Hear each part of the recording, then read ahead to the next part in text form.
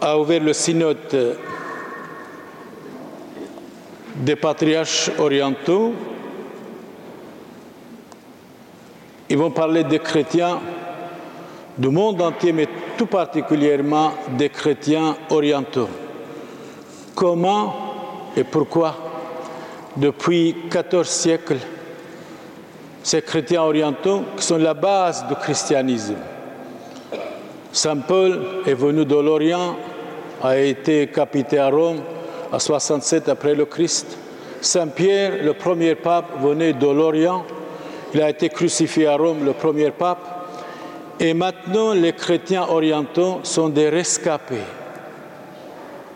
Depuis 14 siècles, ils sont persécutés par l'islam. Pour le moment, en Europe, nous n'avons pas ni Napoléon, ni Louis XIV, roi de France, de les défendre. Maintenant, on va voir ce synode à Rome, comment ils vont défendre les chrétiens orientaux, nos frères dans le Christ, notre Seigneur. Celui qui ne pense qu'à lui-même n'est pas digne de vivre. Nous devons penser aux autres, tout particulièrement à charité bien ordonnée, commence par soi, par la maison. L'homme doit respecter sa femme, la femme doit respecter son mari, l'union dans la famille, ça vaut la peine. Après, le village, les amis, les villes et le monde entier, nous devons bien sûr être tolérants et charitables pour tous. Mais charité bien ordonnée commence par la fraternité, par soi-même, c'est-à-dire par nos frères chrétiens persécutés, où qu'ils soient, quels qu'ils soient, frères et sœurs. Alors, l'Europe est muette. On dirait l'Europe a peur de l'islam, des attentats. Tout à l'heure, je disais, le verre est dans la pomme. Pour défendre, en France, à Paris, les cathédrales, Tour Eiffel, des centaines de policiers jour et nuit. Mais où allons-nous? Dans quel siècle vivons-nous, frères et sœurs? Pourquoi accepter l'ennemi dans la maison? Et alors, pourquoi vous défendez la maison délibérément? Vous, économiquement, vous dépensez tant d'argent pour défendre l'Europe, l'Occident, les cathédrales, les églises, Tour Eiffel, autre chose, les monuments historiques. L'ennemi est dans la maison, c'est-à-dire l'islam. Depuis 14 siècles, les chrétiens orientaux sont massacrés, écrasés, persécutés. Alors voilà, le pape va réagir. Et le pape a commencé à demander à la très sainte Vierge Marie: suppliez votre Fils Jésus-Christ pour qu'il nous aide, pour qu'il aide aussi les chrétiens orientaux, sont la base du christianisme. Seigneur Jésus, exaucez-nous. Nous comptons profondément sur notre pape, le pape Benoît XVI, et nous sommes avec lui et avec notre archevêque de Belgique, André Joseph Léonard. Vive le pape, vive notre cardinal. Amen.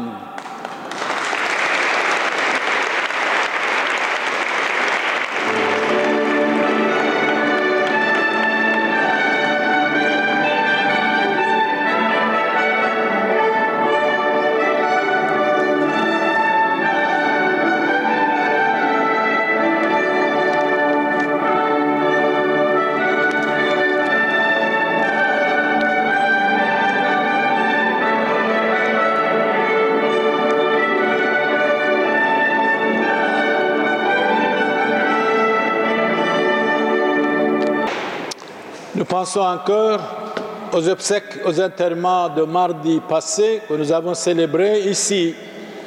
Après-midi, 3 heures d'après-midi, et nous étions jusqu'à Jurbis, au cimetière.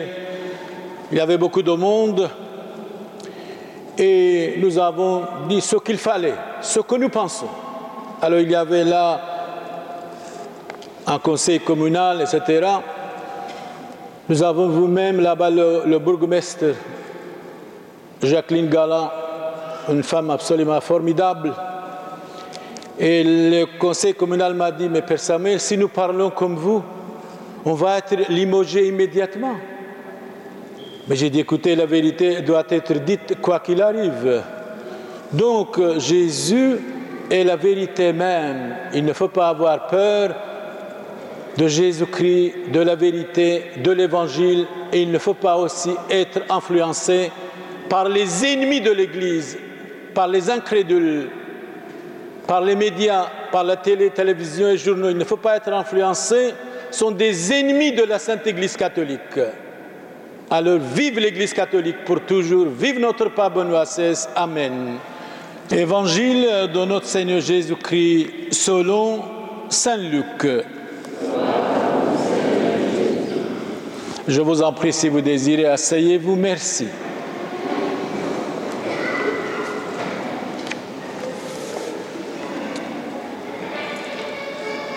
S'il vous plaît, silence complet.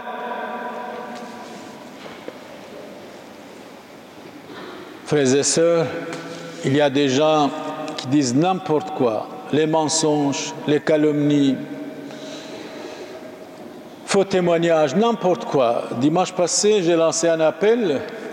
Si quelqu'un a écrit une lettre, pendant la bénédiction, si vous désirez recevoir, vous pouvez donner votre lettre. Vous savez de quoi je parle. Question des photos. Question du mensonge, comme quoi cette personne disait « Je donnais gratuitement à tout le monde, or vous payez à cette personne-là. » Donc, si vous avez écrit la lettre, vous pouvez me la donner. Merci, c'est utile. Jésus disait, pour montrer à ses disciples, qu'il faut toujours prier sans se décourager. Vous savez, la meilleure journée d'un catholique, d'un chrétien, d'un pratiquant, c'est le dimanche. Meilleure journée du bonheur. Mais alors, si nous sommes des chrétiens, des catholiques à la carte, alors, quand il va finir, nous allons partir, etc. Ça, il ne faut pas venir à ce moment-là. Qu'il faut toujours prier sans se décourager. Jésus dit, il y avait dans une ville un magistrat, un juge qui ne respectait pas Dieu. Qui ne respectait pas Dieu et se moquait des hommes. Dans cette même ville, il y avait une veuve, une femme veuve, qui venait lui demander « Rends-moi justice contre mon adversaire ». Longtemps, il refusa. Puis il se dit, ce juge, ce magistrat, je ne respecte pas Dieu. Je me moque des hommes. Mais cette femme commence à m'emmerder finalement. Je vais lui rendre justice. Quelle justice? Pour qu'elle ne vienne plus sans cesse me casser la tête. Et Jésus ajouta, écoutez bien ce que dit ce magistrat, ce juge sans justice. Dieu ne fera-t-il pas justice à ses élus qui crient vers lui jour et nuit? Est-ce qu'il les fait entendre?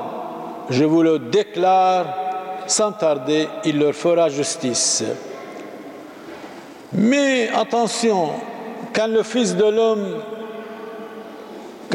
l'homme, quand il viendra, c'est un point d'interrogation, trouvera-t-il la foi sur terre? Mais la foi doit être propagée par les missionnaires. Et aujourd'hui, on n'a plus de missionnaires et les gens oublient la foi. C'est dommage, c'est regrettable. Comme disait Saint Curé d'Ars, laisser un village, une église sans véritable prêtre, les hommes et les femmes vont adorer les animaux stupides. Adorer Dieu, respecter la Vierge Marie, écouter Jésus-Christ acclamons la parole de Dieu.